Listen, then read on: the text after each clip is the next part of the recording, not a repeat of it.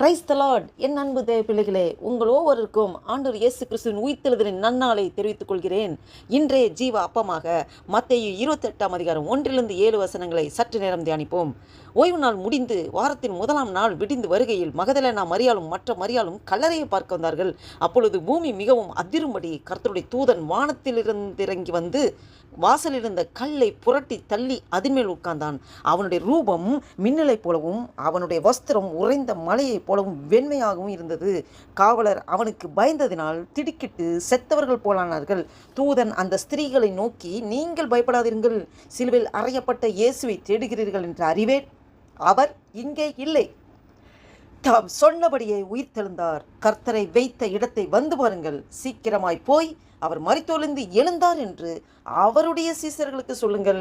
அவர் உங்களுக்கு முன்னே கலிலேயாவுக்கு போகிறார், அங்கே அவரை காண்பீர்கள், இதோ உங்களுக்கு சொன்னேன் என்றான். ஆமென், அல்லேலூயா. பாருங்க, ஓய்வு நாள் முடிந்து வாரத்தின் முதலாம் நாள் விடிந்து வருகையில் மகதலேனா மரியாளும் மற்ற மரியாளும் கல்லறையை பார்க்க வந்தார்கள். பாருங்க, அந்த ஓய்வு நாளைக்கு முடிஞ்சதுமே அந்த ஏர்லி மார்னிங் அதிகாலையில் எப்போ விடின்னு பார்த்து அந்த மகதலேனா மரியாளும் மற்ற மரியாளும் ஓடி போய் கல்லறையை பார்க்க போகிறாங்க.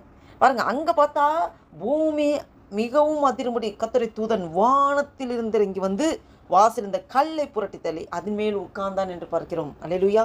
அப்போ அந்த யூதர்கள் முறைப்படி அந்த இறந்தவங்களை வந்து கல்லறையில் வச்சு அந்த கல்லறை குகை எப்படி இருந்தாலும் வைப்பாங்க. ஆனால் அது எதுக்கு கல்லறைனாங்க, அந்த கல்லை வந்து அந்த கல்லை தான் அதை மூடி வைப்பாங்க, கல்லால் தான் மூடி வைப்பாங்க. அப்போ அந்த கல் பாருங்க, அந்த கல்லை தான் புரட்டி தள்ளி, அது அவ்வளோ பெரிய கல். ஏன்னா தூதன் அவ்வளோ பெரிய தூதன் அந்த கல் மேலே உட்காரானா, அந்த கல் அவ்வளோ பெருசாக இருந்திருக்கு. அப்போ பூமி அதிரும்படி கர்த்தருடைய தூதன் வானத்திலிருந்து இறங்கி வந்து, அவர் பரலோகத்திலிருந்து இறங்கி வந்து ஒரு தூதன் அந்த கல்லை புரட்டி தள்ளி உட்கார. ஏன் கல்லை புரட்டினாரு? ஏன் அந்த கல் அவ்வளோ வெயிட்டு? ஏன் அந்த கல்லை புரட்டணும்? பாருங்க, அந்த கல்லை புரட்டுறது எதுக்குன்னா, உள்ளுக்குள்ளே இயேசு கிறிஸ்து இருக்கிறாரா இல்லையான்னு மற்றவர்களை அறிந்து கொள்ள வேண்டும், மற்றவர்கள் கண்டுகொள்ள வேண்டும். அதற்காகத்தான் அவனுடைய ரூபம் மின்னலை போலவும் அவனுடைய வஸ்திரம் உறைந்த மலையை போலவும் வெண்மையாகவும் இருந்தது. அப்படியா அந்த வானத்திலிருந்து இறங்கி அந்த தூதனை பார்க்கும்போது இந்த காவல் காத்துட்டுங்க, அந்த 3ஆம் நாள் உயிர்த்தெழுந்தான்னு சொன்னாங்களே, இவரோட சரீரத்தை, இவரோட சடலத்தை, பாடியை யாரும் எடுத்துகிட்டு போகக்கூடாது, களவாடக்கூடாதுன்னு செக்யூரிட்டி எல்லாம் வச்சு காவல் காத்துட்டு இருந்தாங்க. அப்போ காவலர்கள் அதை பார்த்து காவல் காத்துட்டு இருக்க காவலர் இந்த சம்பவத்தை பார்த்துமே அவங்க செத்தவங்க போல பயந்து திடுக்கிட்டு செத்தவர்கள் போல ஆனார்கள் என்று சொல்லப்பட்டிருக்குது. அந்தளவுக்கு. அப்போ அந்த தூதன் இந்த ஸ்திரீகளை பார்த்துட்டு சொல்கிறாரு, நீங்கள் பயப்படாதீர்கள். அந்த ஸ்திரீகள் பயந்து போயிடுறாங்க. இந்த சூழ்நிலை இப்படி பார்க்கும்போது பிரம்மாண்டமான இந்த ஒரு சம்பவம் இப்படி நடக்கும்போது அதை பயந்து போகிறாங்க. அப்போ பயப்படாதீங்க, சிலுவையில் அறையப்பட்ட இயேசுவை தேடுகிறீர்கள் என்று அறிவேன். பார்த்தீங்களா, சிலுவையில் அறையப்பட்ட இயேசுவை நீங்கள் தேடி வந்திருக்கீங்க. நீங்கள் யாரையும் தேடி போடல, இயேசப்பா தேடி வந்திருக்கீங்க. அவர் இங்கே இல்லை. நீங்கள் மரித்த இடத்துல தேடாதீங்க, கல்லறையில் வைக்கப்பட்ட இடத்த தேடாதீங்க. அவர் சொன்னபடியே, அவர் இங்கே இல்லை, தாம் சொன்னபடியே உயிர்த்தெழுந்தார். ஆமென். அவர் மரித்தொழிந்து எழுந்த முதல் பலனானவர் இயேசு கிறிஸ்து. பாருங்க, அவர் இங்கே இல்லை, தாம் சொன்னபடியே உயிர்த்தெழுந்தார். கர்த்தரை வைத்த இடத்தை வந்து பாருங்கள். அதுக்காக தான் அந்த கல்லை புரட்டார். நீங்கள் பாருங்கள், ப்ரூஃப். நீங்கள் அந்த கல்லறைக்குள்ளே போய் பாருங்கள், அவருடைய சரீரம் இருக்காருன்னு பாருங்கன்னா, இல்லை, சரீரமும் இல்லை, ஆள் இல்லை. சீக்கிரமாய் அவர் மரித்தொழிந்து எழுந்தார் என்று அவருடைய சீசர்களுக்கு சொல்லுங்கள். நீங்கள் சீக்கிரமாக துரிதமாக ஓடிப்போங்க, போய் ஃபஸ்ட்டு சீசர்களுக்கு சொல்லுங்கள். சீசர்கள் பாருங்கள், சீசர்கள் வந்து அத்தனை பேர் இருக்கானுங்க. அந்த 11 பேரும் அவங்க பயந்துக்கிட்டு ஏசப்பாவை கொண்டுட்டாங்க, கல்லையிலே வச்சாச்சு, நம்மளை எப்போ பிடிக்க போகிறான்னு தெரியலன்னு எல்லாம் கதவை சாத்திட்டு பயந்துக்கிட்டு உள்ளுக்குள்ளே கிடக்கிறானுங்க வீட்டுக்குள்ளே. அப்போ அந்த சீசர்கிட்ட போய் சொல்லுங்கள். அந்த யார்கிட்ட இன்ஸ்ட்ரக்ஷன் கொடுக்குறாருன்னா, தூதன் அந்த அதிகாலை நேரத்தில் ஓடி போய் மகதலேனா மரியாளும் மற்ற மரியாளும் பெண்களாகி அவங்ககிட்ட தான் சொல்லி, நீங்கள் போய் சீசர்கிட்ட சொல்லுங்கன்னு சொல்லி அனுப்புகிறாரு. அதோட இன்ஸ்ட்ரக்ஷன் கொடுக்குறாரு. அவர் உங்களுக்கு முன்னே கலிலேயாவுக்கு போகிறார். அவர் கலிலேயாவுக்கு அவர் முன்னாடியே போகிறாரு. அங்கே அவரை காண்பீர்கள். நீங்கள் பார்க்கணுன்னா நீங்கள் கலிலேயாவுக்கு போய் அங்கே பாருங்கள், இதோ உங்களுக்கு இந்த இன்ஸ்ட்ரக்ஷனை கொடுக்குறேன்னு சொல்கிறார். இதை கேட்டுக்கொண்டிருக்கிற நண்பு பிள்ளைகளை பாருங்கள், ஆண்டவரை நாம் தேடுகளாக இருக்க வேண்டும். ஆண்டவர் சொன்னபடியே உயிர்த்தெழுந்தார். உயிர்த்தெழுந்த தேவன் இப்போது உங்களோடும் என்னோடும் எனக்குள்ளும் உங்களுக்குள்ளும் வாழ்ந்து கொண்டிருக்கிறார். அவரை இயேசுவை தேடுகிறவர்களாக மகதலேனா மரியாளும் மற்ற மரியாளும் அதிகாலையிலே எழும்பி ஓடி போய் பார்க்க போகிறாங்க. அவங்களுக்கு அதுதான் ஒரு வாஞ்சையாக இருக்குது.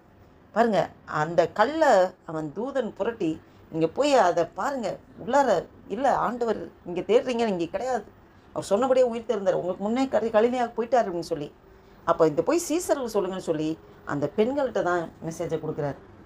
பாருங்கள், இதை கேட்டுக்கொண்டிருக்கிற நண்பு தேவ பிள்ளைகளே, ஆண்டவர் நாம் ஒவ்வொருவரும் நாம் தேடும்போது, ஆண்டவரை தேடும்போது அவரை காண்கிறவர்களாக நாம் இருப்போம்.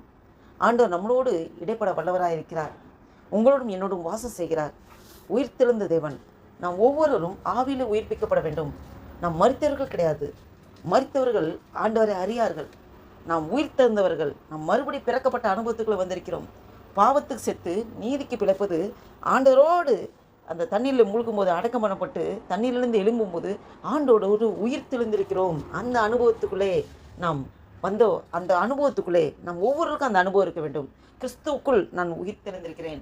கலாத்தியர் 2ஆம் அதிகாரம் 20ஆம் வசனத்திலே அப்போஸ்தலனாகிய பவுல் சொல்வார், கிறிஸ்துவுடனே கூட சிலுவையில் அறையப்பட்டேன், ஆயினும் பிழைத்திருக்கிறேன். நான் பிழைத்திருக்கிறது என்னில் அன்பு கூர்ந்து எனக்காக தம்மை தாமே ஒப்பு கொடுத்த தேவனுடைய குமாரனை பற்றும் விசுவாசத்தினாலே பிழைத்திருக்கிறேன். இனி நான் அல்ல, கிறிஸ்துவே எனக்குள் பிழைத்திருக்கிறார் என்று சொல்கிறார். அல்லேலூயா. அதுபோல் நாம் ஆண்டவர் சிலுவையில் அறையப்பட்டு அவர் மரித்தபோது அதே போல் நாமும் நம்முடைய ஆசைகள் இச்சைகளை சிலுவையில் அறையப்பட்டு அவரோடு நாம் மரித்தவர்களாக, எதுக்கு? சுயத்துக்கு மரிக்கணும், நம் மாமிசத்தின் கிரியைகளுக்கு மரிக்கணும். மரித்து நாம் தேவனோடு உயிர் தெழுகிற அனுபவம் நம்மளுடைய சரீர பிரகார, இந்த மாம்ச பிரகார திங்கிங்கில் நாம் உயிர் தெழுதக்கூடாது. நாம் கிறிஸ்துவாக நமக்குள் வாழ்கிற கிறிஸ்துவை வாழ விட வேண்டும். நமக்குள்ள இருக்கிற கிறிஸ்துவை, நீரே எனக்குள்ளே இருந்து நீங்கள் வாழுங்கப்பா, என் சுயம் வாழக்கூடாது ஆண்டவரே, என் சுய இச்சைகள் எதுவுமே செயல்படக்கூடாது ஆண்டவரே, எல்லாம் மரித்ததாக இருக்கட்டும் ஆண்டவரே, எனக்குள்ளே நீங்கள் வாழுங்க ஆண்டவரே, உம்முடைய சித்தம் செய்களாக நான் இப்போது இருக்கிறேன் ஆண்டவரே. அப்பா, உமக்கு இப்போது மரித்து உயிர்த்தெழுந்த உமக்கு ஆண்டவரே மகிமையின் சரீரமாக இருக்குது. அது ஆவியின் சரீரம், அது மகிமையின் சரீரம். உமக்கு இந்த பூமியிலே காணக்கூடிய உலகத்திலே ஒரு சரீரம் வேணும். அதற்கு என்னையே தத்தம் செய்கிறேன் ஆண்டவரே, எனக்குள்ளே இருந்து நீங்கள் செயல்படுங்கப்பா என்று சொல்லி நாம் ஒவ்வொருவரும் அந்த உயிர்த்தெழுதலின் அனுபவத்துக்குள்ளே வந்தவர்களாக கிறிஸ்துவை நாம் வாழ வைப்போமா? கிறிஸ்துவை போல நாம் மாற, கிறிஸ்து நமக்குள்ளே இருந்து வாழ நாம் முழுவதுமாக ஒப்பு கொடுப்போமா? இதை கேட்டுக்கொண்டிருக்கிற நண்பு தேவ பிள்ளைகளே, இந்த நாளில் ஆண்டோட உயிர்த்தெழுதலின் நாளை நினைவு கூர்ந்து நாம் எல்லோரும் அதை கொண்டாடி கொண்டிருக்கிறோம். ஒவ்வொரு நாளும் இந்த அனுபவத்துக்குள்ளே நாம் இருக்க வேண்டும். ஒவ்வொரு நாளும் நாம் ஆண்டவருக்குள்ளே நான் உயிர்த்தெழுந்திருக்கிறேன், ஆண்டவர் எனக்குள்ளே வாசம் செய்கிறார், அவர் நான் மரித்ததாகவும் கிறிஸ்து எனக்குள்ளே பிழைத்திருக்கிறதாகவும் நாம் அப்படிப்பட்ட எண்ணத்தோடு நாம் முழுவதுமாக ஆண்டவரில் ஒப்பு கொடுப்போமா? இந்த நாளில் ஆண்டோட உயிர்த்தெழுதலை நாம் நினைவு கூர்ந்து கொண்டாடுகிற சமயம் நம்மளை முழுவதுமாக ஆண்டவரில் ஒப்பு கொடுத்து விட்டு, கிறிஸ்து நீர் எனக்குள்ளே உயிர்த்தெழுந்திருக்கிற ஆண்டவரே, எனக்குள்ளே உயிர்த்தெழுந்த தேவன் வாழ்ந்து கொண்டிருக்கிறீர், என்னுடைய சுயமெல்லாம் செத்து விட்டது, எனக்குள்ளே வாழ்பவர் நீரே வாழ்ந்து கொண்டிருக்கிறேன் என்று சொல்லி நாம் முழுவதுமாக ஆண்டவருக்கு ஒப்பு கொடுத்து அர்ப்பணித்து இயேசு கிறிஸ்து, உயிர்த்தெழுந்த இயேசு கிறிஸ்துவை நாம் ஆராதிப்போமா? இந்த சிந்தையோடு இந்த புதிய நாளைக்குள் நம்ம நடத்தி கொண்டிருக்க தேவனுக்கு நன்றி செலுத்தி ஆண்டு நோக்கி பார்த்து ஜெபம் செய்வோம். அல்லேலூயா. நன்றி தகப்பனே, நன்றியோடு துதிக்கிறோம். துதிகள் மத்தியில் வாசம் செய்கிற தேவனே, நன்றியோடு துதிக்கிறோம் ஐயா. ஆண்டவரே, இந்த 2026 வருஷத்தின் ஏப்ரல் மாதத்தில் ஆண்டவரே அப்பா ஸ்தோத்திர கத்தாவை 5ஆம் தேதியை காண கிருபை செய்த தேவனே, உமக்கு கொடான கொடி ஸ்தோத்திரம் ஆண்டவரே. நன்றி தகப்பனே, நன்றி தகப்பனே. ஆண்டவரே அப்பா ஸ்தோத்திரம் வாசித்த வேத வசனப்படி ஆண்டவரே இயேசு கிறிஸ்துவே ஆண்டவரே, நீர் ஆண்டவரே 3ஆம் நாள் சொன்னபடியே உயிர் தெழுந்தீர் ஆண்டவரே. அப்பா ஸ்தோத்திர கத்தாவை ஆண்டவரே அப்பா, நீர் உயிர் தெழுந்த தேவன், நீர் இன்றும் எங்களுக்குள்ளே ஜீவிக்கிறீர், நீர் ஜீவனுள்ள தேவன் ஆண்டவரே. அப்பா ஸ்தோத்திர கர்த்தாவே, நீர் எப்படி ஆண்டவரே எங்கள் மனுக்குலத்து எல்லாருடைய பாவங்களுக்காக அப்பா நீர் ஆண்டவர் உண்மையே ஜீவபலியாக ஒப்பு கொடுத்திரோ, அதுபோல நாங்களும் எங்களோட ஆசைகள் இச்சைகள் எல்லாத்தையும் சிறுவில அறையப்பட ஒப்பு கொடுத்திருக்க ஆண்டவரே. அப்பா, எங்கள் சுயமெல்லாம் சாம்பலாய் மாறட்டும் ஐயா. எங்களுடைய பெருமைகள் மேட்டுமைகள் அகந்தைகள் எல்லாத்தையும் ஆண்டவரே அப்பா சிலுவையில் அறையப்பட ஒப்பு கொடுக்கிறோம் ஆண்டவரே.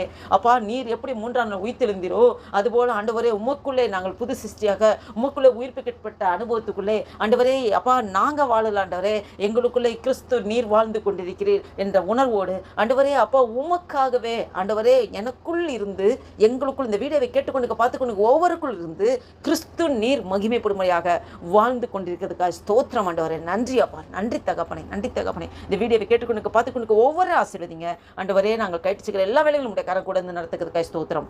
நன்றி தகப்பனே, எப்படியே ஆசீர்வதிக்க கிருபைக்காக ஸ்தோத்திரம். முக்கிய துதிகான மகிமையெல்லாம் செலுத்துகிறோம். இயேசு கிறிஸ்துவின் நாமத்தினால் ஜெபிக்கிறோம் ஜீவனுள்ள எங்கள் நல்ல பிதாவே, ஆமேன், ஆமேன்.